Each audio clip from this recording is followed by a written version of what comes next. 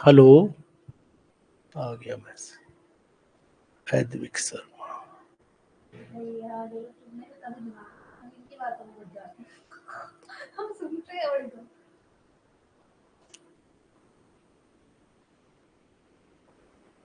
Hello,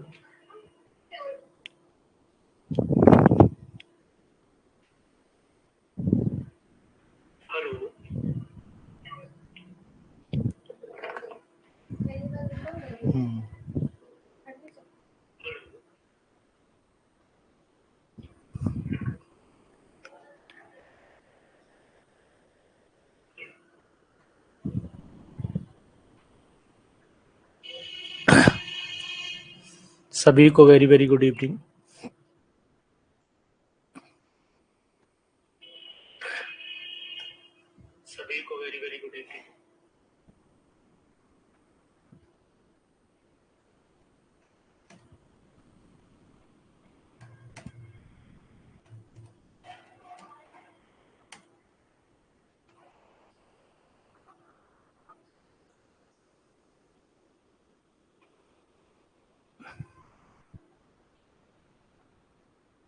live session में सभी लोग जल्दी से आ जाइए। हम लोग आज क्वेश्चन कंप्लीट करेंगे।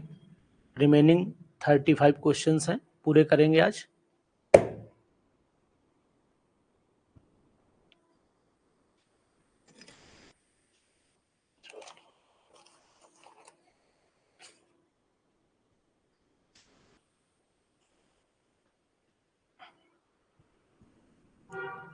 आरती वर्मा, अर्चिता सेन, प्रीति, अनुराधा, सभी को एक बार वेरी वेरी गुड इवनिंग। आ जाइए जल्दी से फटाफट।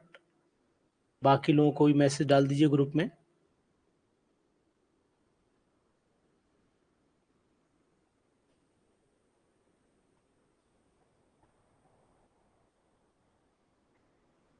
क्वेश्चन कहाँ से कंप्लीट करने थे आपको पता ही है। 92 से हम लोग स्टार्ट करेंगे और एंड करेंगे आज 125 पर। तो पूरा पीडीएफ हो जाएगा और फिर पीडीएफ आपकी अपलोड कर दूंगा मैं, ठीक है।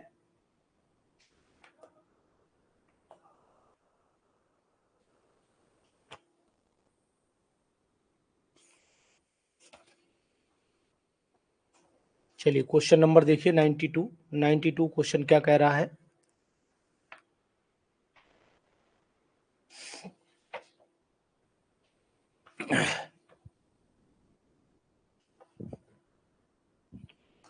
On increasing the temperature the rate of reaction increases because. ये क्वेश्चन शायद कल कराया था मुझे जहां तक याद है। 92 क्वेश्चन का आंसर दीजिए फटाफट।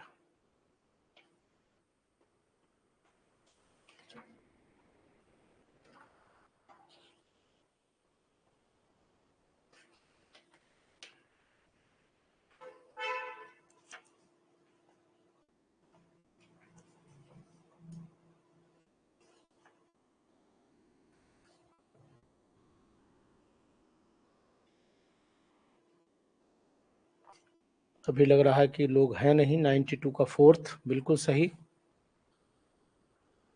On increasing the temperature the rate of reaction increases because कि नंबर ऑफ इफेक्टिव कोलिजन जो होते हैं वो बढ़ जाते हैं, इसीलिए रेट ऑफ रिएक्शन भी बढ़ जाता है।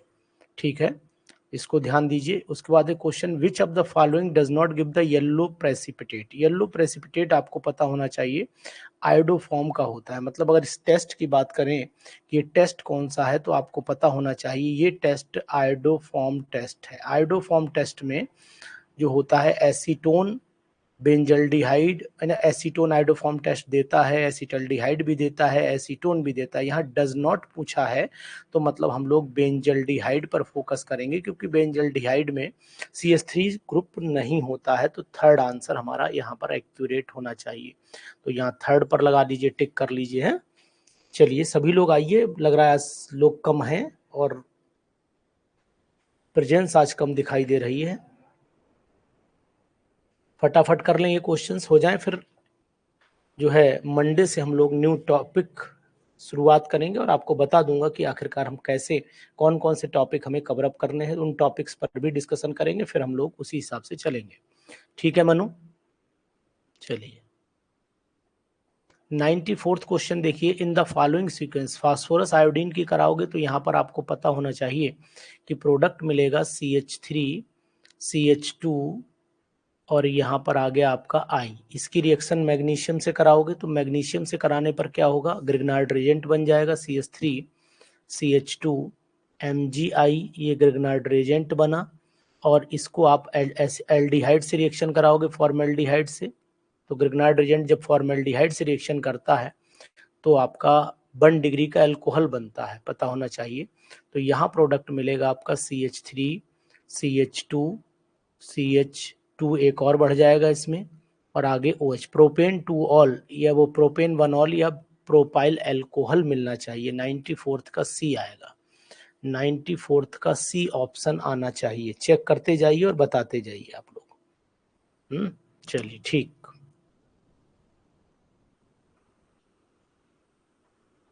क्वेश्चन नंबर 95 बताइए। आज 125 पूरे करना है, ध्यान दीजिएगा 125 पूरे करना है, इसलिए लगे रहिए, जल्दी से कंप्लीट कर दीजिए। उसके बाद जो है हम लोग इस बारे में डिस्कशन करेंगे कि चैप्टर कौन कौन से हम लोग डिस्कस करेंगे मंडे से, ठीक है।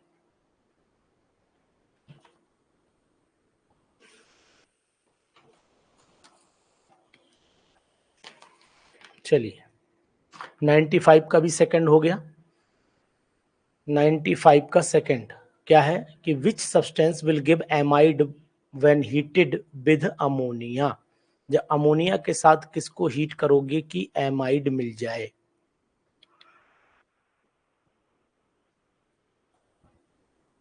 बताइए 95 वाले को बताइए।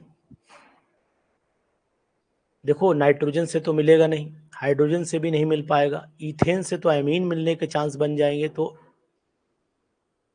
पोटेशियम की बात करें कि पोटेशियम से रिएक्शन करा लो, K+,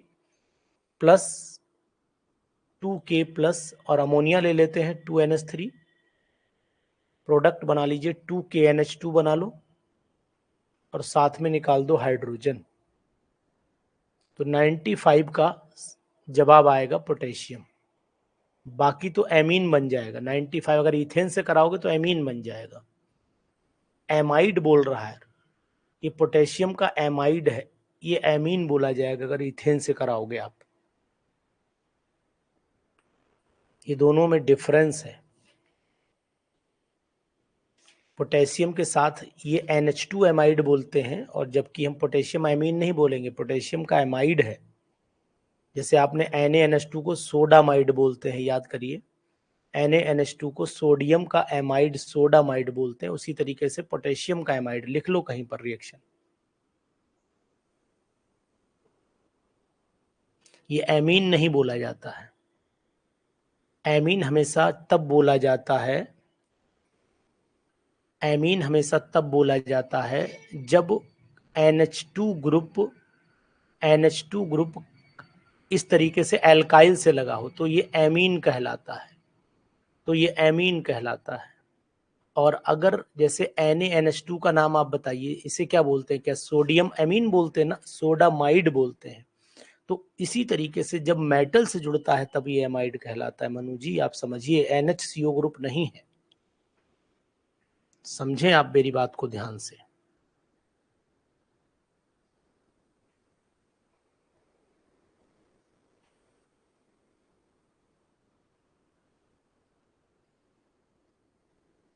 नेक्स्ट क्वेश्चन पे आइए, 96 पे आइए। Bromine is treated with bromine is liberated when an aqueous solution of the potassium bromide is treated। aqueous solution potassium bromide का, तो हम इसका मतलब है कि ब्रोमीन तभी रिलीज होगी जब इससे ज्यादा रिएक्टिव सब्सटेंस उसको रिप्लेस करेगा। तो यानी कि क्लोरीन रिप्लेस कर सकता है इसको, क्लोरीन रिप्लेस कर सकता है।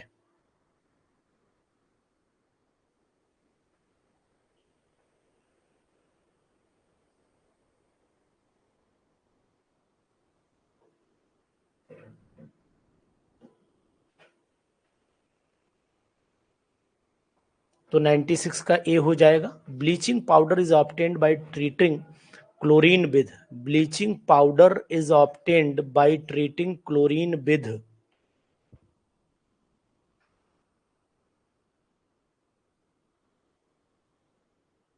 यही ना रिएक्शन आपको पता है, CaOH का होल ट्वाइस प्लस Cl2 ले लीजिए, CaOCl2 प्लस H2O, या फिर ऐसे लिख सकते हैं CaO और ब्रैकेट में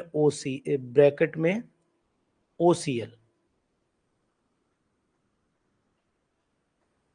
CaOCl2 लिखते हैं ना, तो यहाँ CaOCl2, तो एक O और Cl2 लिखेंगे, होल ट्वाइस भी कर सकते हो आप, एक ऐसे Cl और एक OCl ऐसे भी लिखते हैं हम लोग, इस तरीके से भी लिखा जाता है, क्योंकि ऑक्सीडेशन स्टेट ब्लीचिंग पाउडर में अलग अलग आती है, आपको पता होना चाहिए। Oxidation state of chlorine is different in different chlorines, दोनों क्लोरीन की अलग अलग आती है, एक की -1 आती है और एक की +1 आती है, इस बात का ध्यान दीजिएगा। 98 पर आ जाइए, 98 the oxidation state of sulphur निकाल दो, यहाँ पर आएगी 3 दूनी 6 में से 2 गया, यहाँ पर प्लस की 4 आ जाएगी, यहाँ पर 4 दूनी 8, 4 दूनी 8 में से 2 गया 6, यहाँ पर प्लस की 3 आ जाएगी, और यहाँ पर 6 दूनी 12, 2 10, 5 आ जाएगी, तो इसका मतलब हुआ सबसे कम आएगी H2O4 की, उससे ज़्यादा इसकी और लास्ट में इसकी, यानी कि यहाँ पर आ जाइए, सेकेंड वाले पे आइए, इंपॉर्टेंट है सेकेंड वाला, it is very important, important question, PGT question, important question, PGT question. The oxide which cannot act as a reducing agent, the oxide which cannot act as a reducing agent, तो आपको पता होना चाहिए कि SO2 reducing oxidising है, लेकिन carbon dioxide जो है वो रिड्यूसिंग एजेंट की तरह काम नहीं करता, कार्बन मोनोऑक्साइड रिड्यूसिंग एजेंट की तरह काम करता है। ध्यान होगा आपको, जहां तक मैं समझ रहा हूं आपको ये बात पता होगी। बहुत ही इंपॉर्टेंट क्वेश्चन, अगेन पीजीटीज में आया हुआ क्वेश्चन है ये, पीजीटी एग्जामिनेशन में, तो इसको भी ध्यान दीजिए। ये एसिडिक मीडियम में जब पूछा जाता है तो ध्यान करना पड़ेगा कि हमें एसिडिक मीडियम में ये Cr2O7 में कन्वर्ट होता है, यानी कि हम ऐसे याद रखें Cr2O7 die negative acidic medium में 2Cr ट्राई पॉजिटिव में कन्वर्ट हो जाता है, तो ऑक्सीडेशन स्टेट यहाँ पर +6 आ जाती है और यहाँ पर ऑक्सीडेशन स्टेट +3 आती है, तो यानी कि जब हम 1 का डिफरेंस देख रहे हैं तो 3 का डिफरेंस आ रहा है, तो जब 2 का केस आएगा तो इसका मतलब है 6 का डिफरेंस आएगा, तो यानी कि 100 वाले का जब आप मॉलिकुलर वेट को 6 से डिवाइड करेंगे, जो K2Cr2O7 का मॉलिकुलर वेट होगा उसको हम लोग 6 से डिवाइड कर देंगे, ठीक है। क्वेश्चन नंबर नेक्स्ट 101 वाला, ये वाला भी पीजीटीज में आया हुआ क्वेश्चन है, ये वाला क्वेश्चन भी पीजीटीज में आया हुआ है, इसको भी आप थोड़ा ध्यान दीजिए। देखिए यहाँ पहले, यहाँ अभी ये क्वेश्चन रिपीट भी कर गया है कि डेल्टा एन की वैल्यू यानी कि 2 - 4 इज इक्वल टू -2 बचेगी। भाई ये 2 वॉल्यूम है और ये 3 और 1 वॉल्यूम ये है, तो टोटल आपका 4 हो गया, तो 2 में से 4 घटाओगे माइनस का 2 बचेगा, तो यानी कि Kp इज इक्वल टू होता है Kc इंटू RT की पावर डेल्टा एन, और यहाँ पर Kc और RT की पावर डेल्टा एन की जगह -2 लग जाएगा, तो 101 वाले का जवाब आपका ये C आ जाएगा। हम आपको एक एक क्वेश्चन कैलकुलेट करके दिखा रहे हैं। अंकिता यादव, मनु उपाध्याय, अर्चिता सेन, अनुराधा द्विवेदी जी, है ना, ये सभी लोग समझे, आपको एक एक क्वेश्चन कैलकुलेट करके समझाया जा रहा है, फिर भी अगर आप ध्यान नहीं दे पाएंगे तो ये बहुत ही शर्म वाली बात हो जाएगी। 102 वाले क्वेश्चन पर आइए, 102 क्वेश्चन क्या कह रहा है वो समझने की कोशिश करिए। The osmotic pressure of 5% weight volume solution of cane sugar, तो आप जानते हैं pi is equal to W/m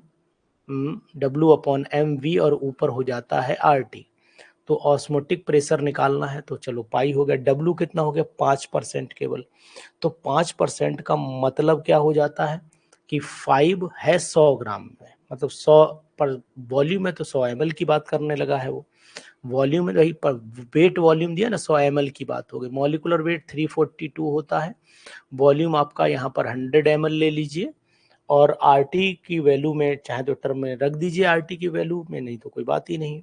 ठीक, तो ये हो गया आपका आर हो गया कितना 0.0821 हो गया, और टेम्परेचर आपका 150 दिया, केल्विन में कन्वर्ट कर लीजिए, 273 इसमें जोड़ के यहाँ रख दीजिए, तो 273 जब आप जोड़ेंगे 150 में तो ये आ जाएगा आपका कितना 3 हो गया, 7 5 12 के 2, यहाँ हो गया 4, 423। तो इतने से मल्टीप्लाई करके बताइए आंसर कितना आ रहा है, कैलकुलेशन करके चेक करिए आंसर कितना आ रहा है।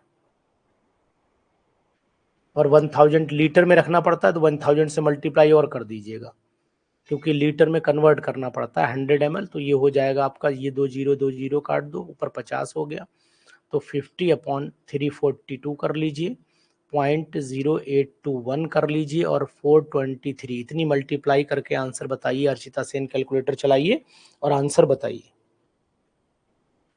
जो लोग भी हैं कैलकुलेटर चलाकर आंसर बता दीजिए फटाफट।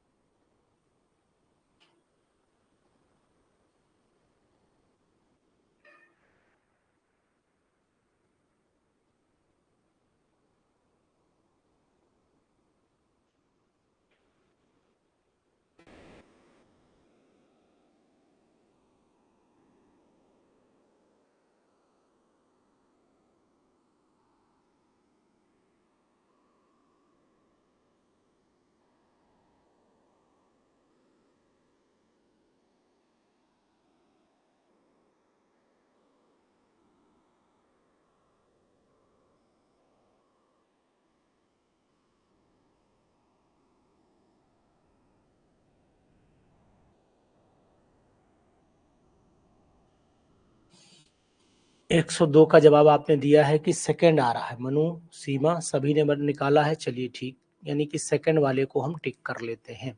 अब आपके अनुसार चल रहे हैं, ध्यान दीजिएगा, जवाब बिल्कुल सही, कोशिश करिएगा गलती ना होने पाए। ठीक है, चलिए 103 पे आइए। कैलकुलेशन तो मैं भी कर सकता हूं, लेकिन आप करेंगे तो मुझे लगता है ज़्यादा बेटर रहेगा, ज़्यादा बेटर रहेगा, आप लोग करिए कैलकुलेशन को।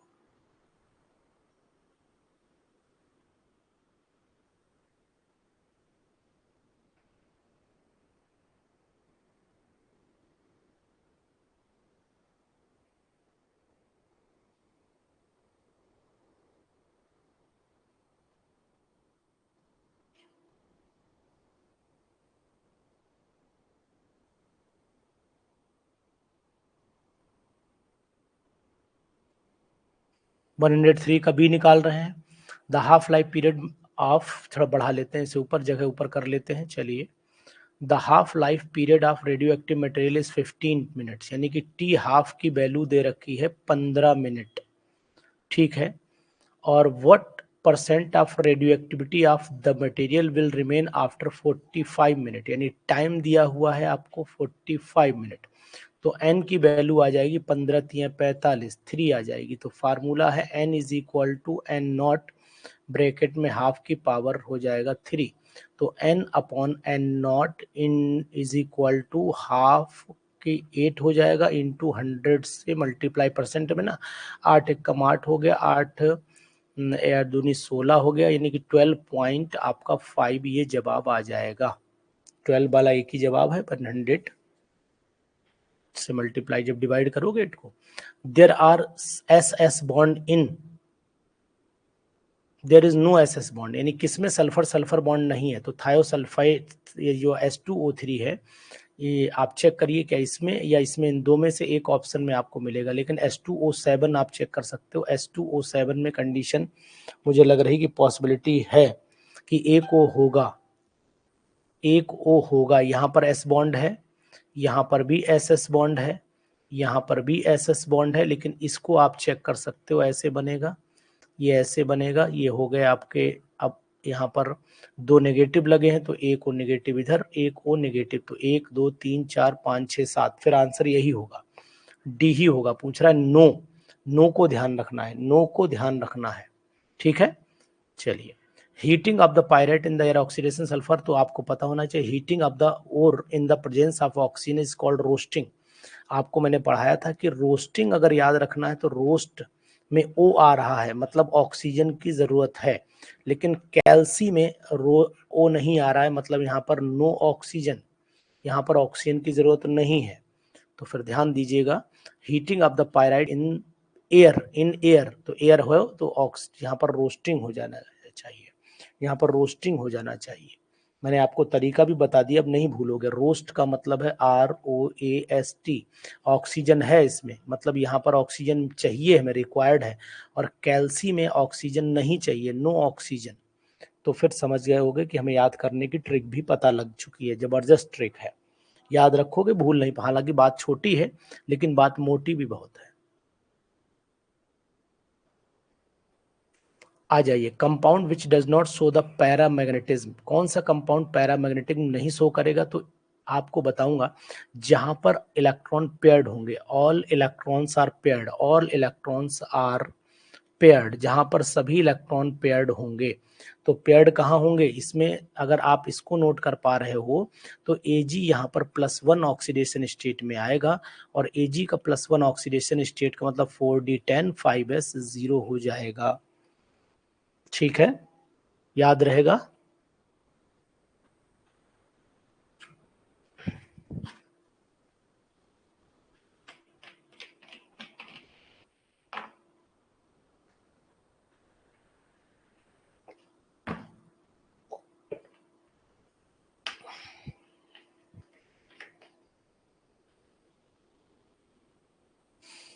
चलो ठीक, अब आगे बढ़ जाते हैं फटाफट।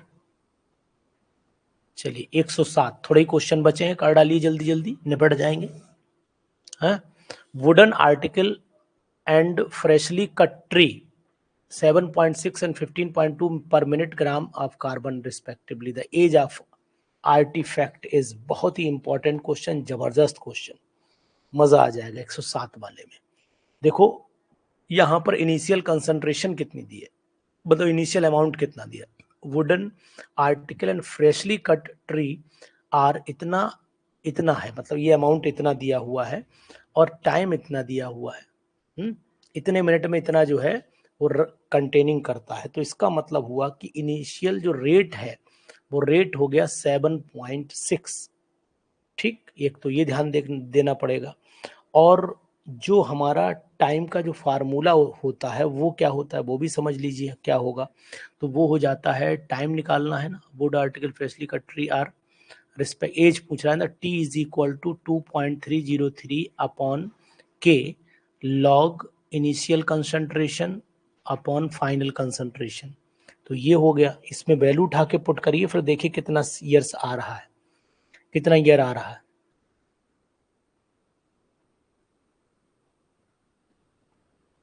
तो टी हाफ, तो K = हो जाता है 0.693 अपॉन टी हाफ।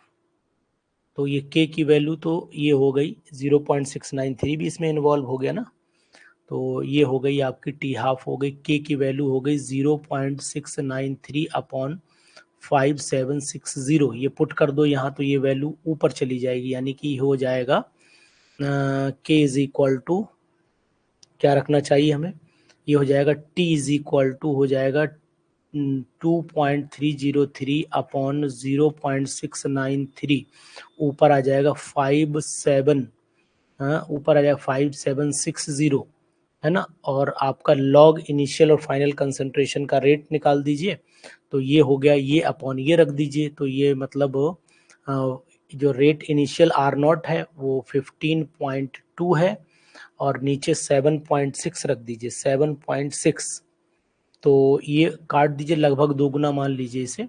तो log 2 की वैल्यू होती 0.3010, तो ये बचा आपका 2.303 इंटू 576 इंटू 0.3010 हो गया, और अपॉन में 0.693 हो गया। तो लगभग यही मेरे हिसाब से आंसर जो है, ये सब कट के जीरो खत्म हो जाएगा, पहला ही आंसर बचेगा। 107 वाले का निकालिए, यही आंसर आएगा। देखो ये मल्टीप्लाई बाई ये इक्वल हो जाएंगे 693 के, तो ये कट जाएगा, बचेगा 5760। चेक करिए, चेक करके देखिए आप लोग भी, मैंने तो चेक कर लिया, आप भी चेक कर लीजिए एक बार।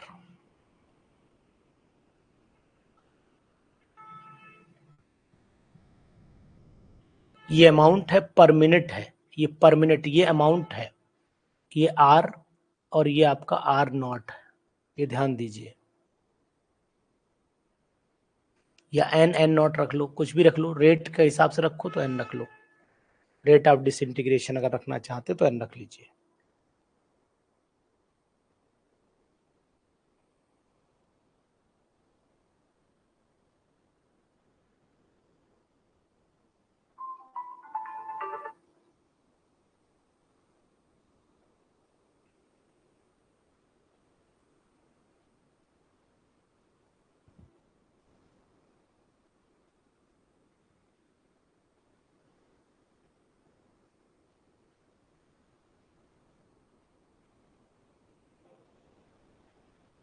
ठीक है, हाँ लेंदी है लेकिन कैलकुलेशन शॉर्ट है, कैलकुलेशन शॉर्ट है, क्वेश्चन लेंदी है बट कैलकुलेशन इज शॉर्ट।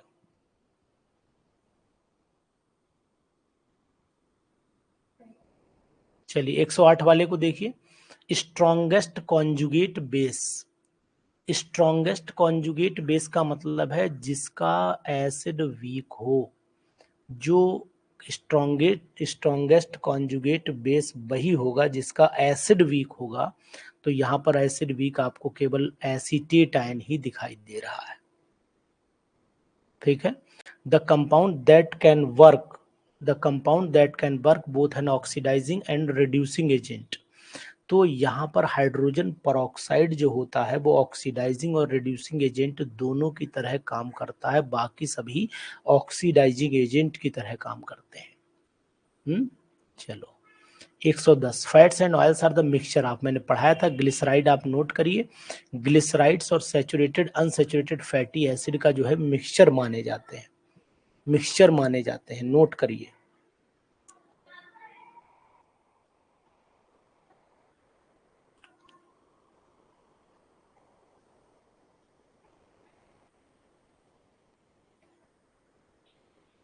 एक्सीटोनाइट्राइल कौन बताएगा, एसीटोनाइट्राइल यानी कि CH3CN, दिस इज एसीटोनाइट्राइल है, यही होगा। 111 वाला बताइए, 111 वाला क्वेश्चन बताइए। इथेन नाइट्राइल को हम लोग एसीटोनाइट्राइल बोलते हैं, या फिर ये होगा थर्ड वाला, इन दोनों में से कौन सा होगा, बी ही होगा पक्का, डन, ठीक। गलती होने के चांस यहां पर ज्यादा है, ध्यान दीजिएगा,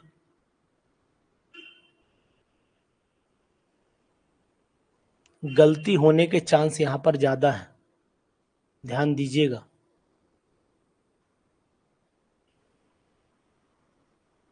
112 पे आइए, 112 पे आ जाइए, 112।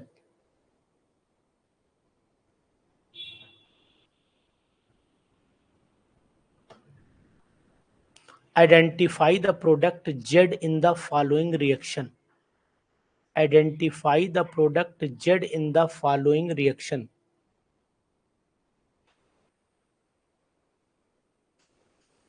देखो रिएक्शन कंप्लीट करो, जब हम लोग C6H5 यहाँ पर रिएक्शन कराएंगे तो यहाँ मिलेगा C6H5NHCOCH3 मिलेगा। इसका रिएक्शन कराएंगे तो आर्थो पैरा पर जुड़ जाएगा, इसका हाइड्रोलिसिस कराएंगे तो यहाँ पर पैरा वाला प्रोडक्ट ज़्यादा मिलता है, तो यानी कि ये यहाँ पर पैरा पोजीशन मिलेगा। आपको बता दूं इस टाइप का प्रोडक्ट बनता है, याद होगा NHCOCH3, यहाँ पर एक ब्रोमीन आर्थो वाला मिलेगा और एक ब्रोमीन पैरा वाला मिलेगा। तो ये पैरा वाला जो NHCOCH3 है ये ज़्यादा माना जाता है, इसी का हाइड्रोलिसिस कराओगे तो फिर प्रोडक्ट आपका यहाँ पर NH2 आ जाएगा और यहाँ Br आ जाएगा, तो पैरा ब्रोमो एनिलीन के नाम से जाना जाता है, पैरा ब्रोमो एनिलीन के नाम से जाना जाता है, ठीक है। Which of the following expression represent the first law of thermodynamics, तो फर्स्ट लॉ ऑफ थर्मोडायनामिक्स को आपको पता होना चाहिए, delta U is equal to Q plus W, लेकिन ओल्ड पेपर है इसलिए यहाँ पर ई लिखा हुआ है तो यही फार्मूला लगेगा, जबकि फिजिक्स में ये चीज ध्यान दीजिएगा।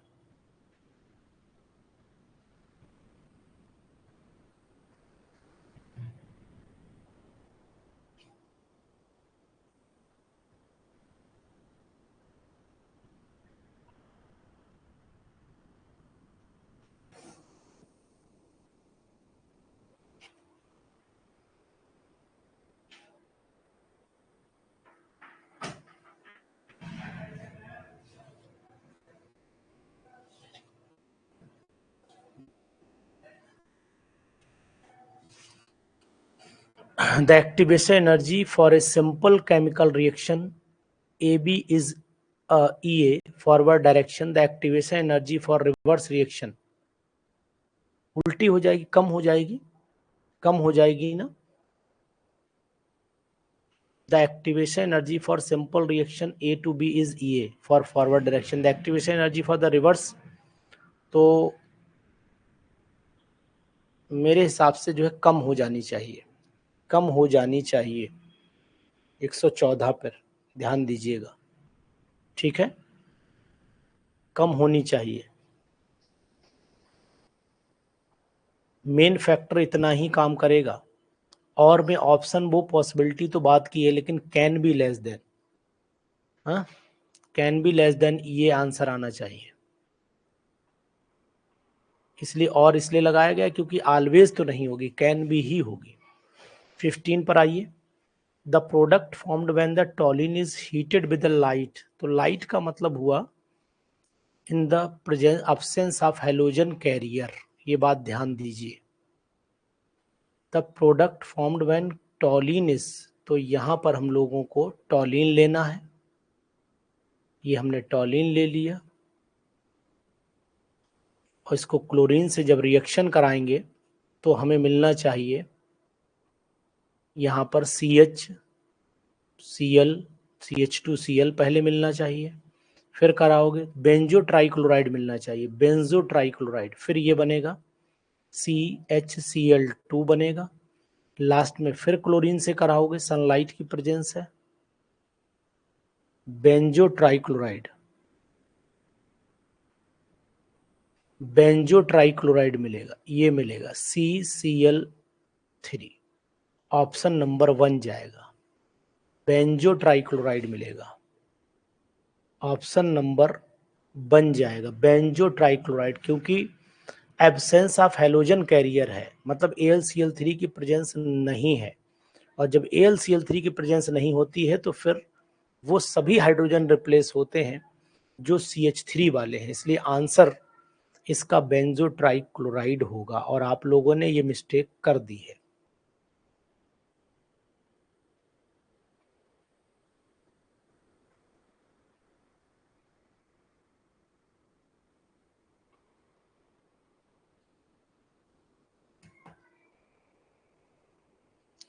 क्लोरोबेंजीन इसे कैसे बोल दोगे भाई दीक्षा, क्या खाना खाने लगी हो आजकल? Chlorobenzene is different, this is chlorobenzene.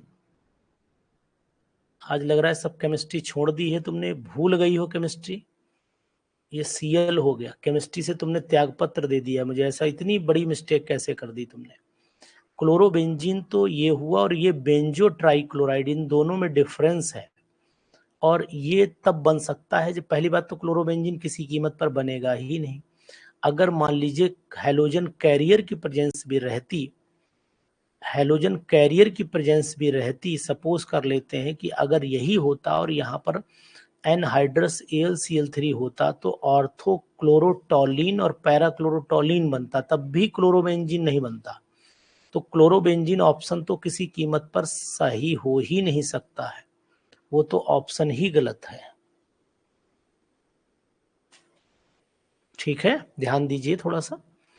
चलिए इसके बाद बढ़ लेते हैं आगे फटाफट 116वें क्वेश्चन पर।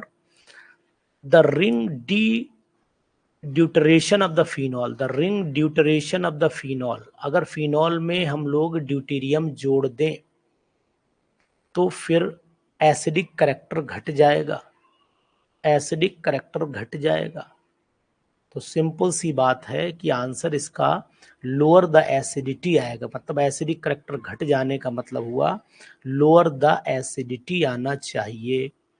तो हम लोग पहला ऑप्शन ठीक कर लेंगे इसमें। ठीक है, चलिए थोड़ी सी दौड़ और बाकी है, पूरी कर लेते हैं आज। Which one of the following element has the highest ionisation energy. तो ये आप देख रहे हैं पी में 3 इलेक्ट्रॉन है, हाफ फिल्ड है, मोर स्टेबल हो जाएगी। तो यहां लिख दीजिएगा half filled more stable, half filled more stable.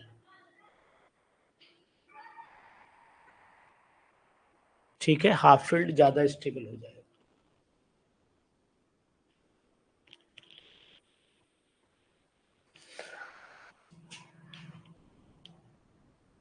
ड्यूट्रेशन का मतलब होता है कि जो बेंजीन के हाइड्रोजन है, जो बेंजीन के हाइड्रोजन है वो ड्यूटेरियम से रिप्लेस कर दिए जाए, या ड्यूटेरोफिनॉल बनाओ तो ऐसे भी कर सकते हो कि यहां पर जो है OH की जगह OD कर दो, ये ड्यूटेरोफिनॉल बन जाता है, ये ड्यूटेरोफिनॉल बन जाता है।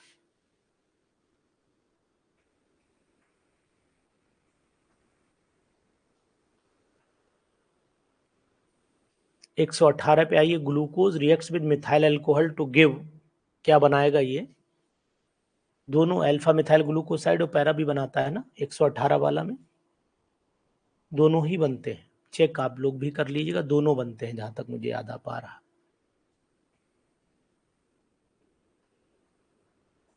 आप इसे चेक करिएगा।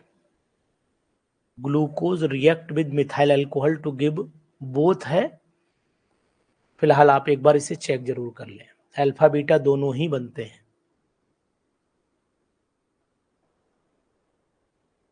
चेक करके बताइएगा, चेक करिएगा।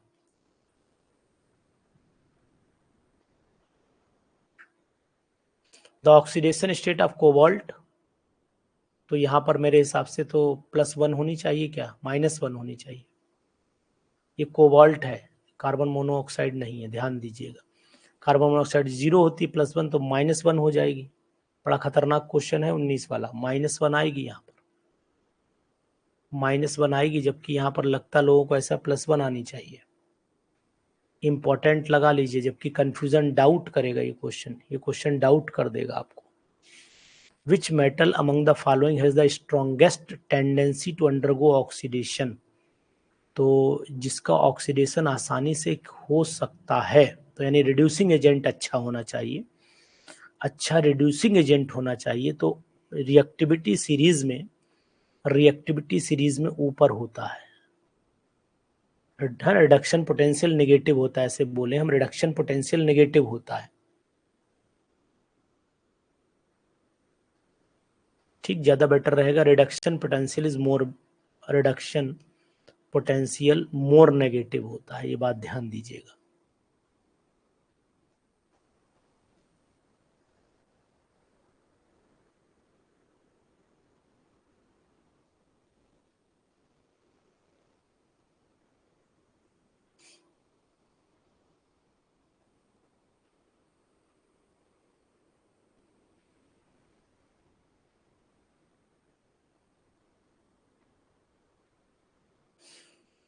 देखिए कोबाल्ट की ऑक्सीडेशन स्टेट दीक्षा ने बोली कैसे, तो +1 होता है पोटेशियम, कोबाल्ट को X मान लीजिए, और ये होता है 4 × 0, टोटल का 0, तो X = हो गया -1, तो -1 आ गया। 121 में difference in the density is the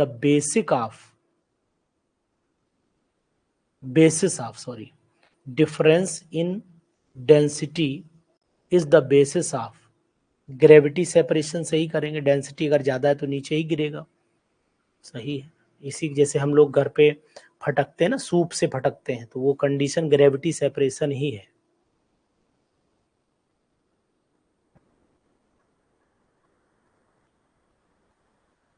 pyruvic acid is obtained, बहुत इंपॉर्टेंट है, पायरुविक एसिड इज ऑब्टेन्ड बताइए, पायरुविक एसिड बनाना है।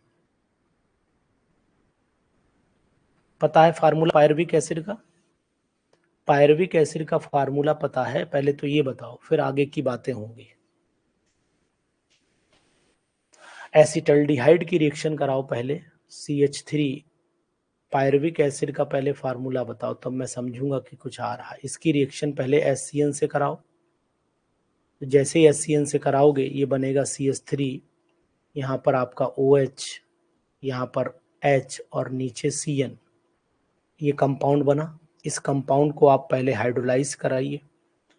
जैसे ही हाइड्रोलाइज कराएंगे इस कंपाउंड को, तो CN जो है वो कन्वर्ट हो जाएगा आपका COOH में।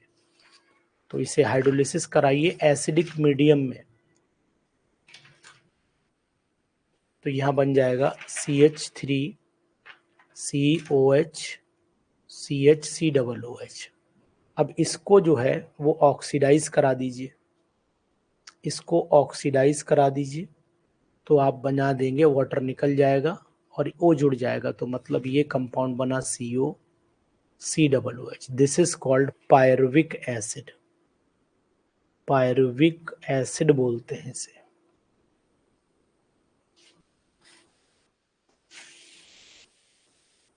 ठीक है, 123 पर आइए। In quick vinegar process of acetic acid, temperature लगभग 20-25 के आसपास, 25-30 रूम टेम्परेचर होता है। इसे हम लोग रूम टेम्परेचर ही बोल सकते हैं, ज़्यादा बेटर है रूम टेम्परेचर। और रूम टेम्परेचर का मतलब 273 प्लस 27, तो यही आंसर आना चाहिए। Ethyl acetate react with Grignard reagent. मैंने आपको बताया था कि इथाइल, यहाँ पर फाइनल प्रोडक्ट जो है वो अगर इथाइल एसीटेट से रिएक्शन कराते हैं तो हम लोगों को जवाब क्या देना चाहिए? टर्सरी एल्कोहल पर आना चाहिए। यानी 124 को देखिए ध्यान से। पहले आपको एसीटोन बनाना पड़ेगा और एसीटोन फाइनली कन्वर्ट हो जाता है 3 डिग्री के अल्कोहल में। ये ध्यान देना इंपॉर्टेंट है, पीजीटीज में बहुत आता है। ठीक है, और लास्ट क्वेश्चन है, choose the correct IUPAC name of this compound. इसका आईपीएसी नाम बताओ। 1 2 3 4 5 6, तो हेक्साइन हो गया, 2 पे हो गया, और 4,5 डाइमिथाइल हेक्साइन हो गया। ये हुआ। चलिए ठीक है, अब हम लोग जो है आपसे डिस्कशन करेंगे, और डिस्कशन करने के बाद जो है कल फिर हम लोग चैप्टर वाइज स्टडी शुरू करेंगे। ये 125 क्वेश्चन पूरे हो चुके हैं। अब हम लोग नेक्स्ट सेशन से मंडे से शुरुआत करेंगे। इसकी मंडे से शुरुआत करेंगे न्यू चैप्टर का डिस्कशन। ठीक है, अब आप एक काम ये कर लीजिए कि कल 25 क्वेश्चन का टेस्ट आप दीजिएगा। नोट कर लीजिए कहीं पर, चैप्टर बोले दे रहा हूं, चैप्टर बोले दे रहा हूं आपको, जनरल ऑर्गेनिक केमिस्ट्री। जीओसी के 25 क्वेश्चन का टेस्ट कल दीजिए और 25 क्वेश्चन का टेस्ट परसों दीजिए। जीओसी ले लें, जीओसी जनरल ऑर्गेनिक केमिस्ट्री। और लाइव सेशन में अपने टेस्ट वाले फोल्डर में जा करके देखिएगा, वहीं आपको ये टेस्ट मिल जाएगा। जीओसी के 25 क्वेश्चन 9 बजे से। ठीक है, अब चैप्टर वाइज प्रैक्टिस होगी सभी की। ठीक है, कल परसों 2 दिन टेस्ट दीजिएगा। 25-25 क्वेश्चन होंगे मात्र। जनरल ऑर्गेनिक केमिस्ट्री के 25 कल, 25 परसों। रात के 9 बजे से 9:30 तक टेस्ट दीजिएगा। ऑनलाइन टेस्ट रहेगा, फोल्डर में होगा जहां प्रैक्टिस होती है। ठीक है, फिर मंडे से हम लोग स्टार्ट करेंगे नया चैप्टर, और चैप्टर वाइज क्वेश्चंस भी करेंगे। ठीक है, ओके, गुड नाइट।